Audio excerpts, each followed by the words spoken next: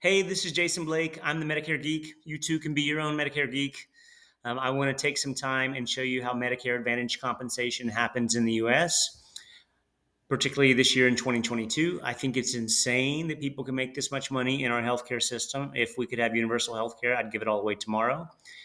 But I didn't build the system, I just participate in it. And so I'll show you how it works. Also, just because you can make this much money with Medicare Advantage doesn't mean that you should ever put somebody in a Medicare Advantage plan if it's not in their best interest. In many cases, a Medicare supplement and separate drug plan, which may pay more, may pay less, are better options. So you need to do real due diligence and make sure that you're doing right by the people in front of you. Okay? With that said, let's look at most states in the US. For a new Medicare Advantage plan that starts January 1st, 2022, the major carriers like United Healthcare and Humana and Aetna and WellCare and Anthem, they pay the maximum commission, which is $574 per person. That's if it's a brand new Medicare Advantage plan. If it's a plan-to-plan change that they've been on Medicare Advantage plan before, I'll show you how that works too. Okay. So most of the times the commission is split up into two sections. There's the first commission and then what they call the true up. So the true up is always going to be the second half of whatever this number is up here. That's what they'll pay you for a new Medicare Advantage plan once it's enrolled. Make sure they make sure the enrollment goes through. Once they verify that it's a new Medicare Advantage plan, not a plan-to-plan change. In January, your first payment would be the other half of that, $286.50. And then you get the other true up of $286.50 either later in the month, sometimes the beginning of the next month, depending on the carrier. February, that first amount would go down by 1/12.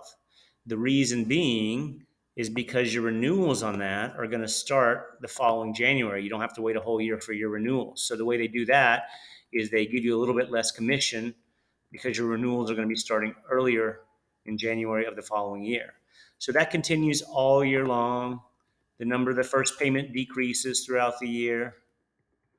If you enroll somebody for December 1st, the first part's just going to be $23.88. Then you will get that true up of $286.50.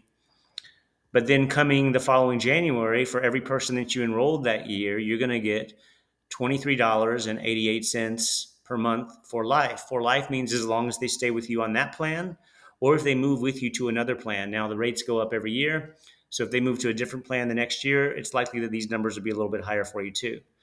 When you do the math on that, that means if you wrote 100 new members in your first year and they were all Medicare Advantage members, the following January, your renewals, the amount of money you get before you go to work would be $23.88 per month.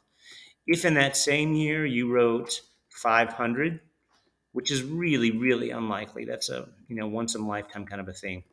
Your renewals the following January would be $11,940 per month for life. You know what? I want to italicize those for life. So it's as long as the person lives and stays on a plan with you. It's also pretty freaking crazy.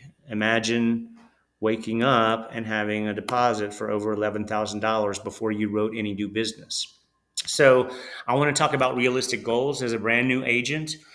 Even if you're aggressive, I think you'd be lucky to write anywhere from 30 to 100 new Medicare Advantage plans in your first year.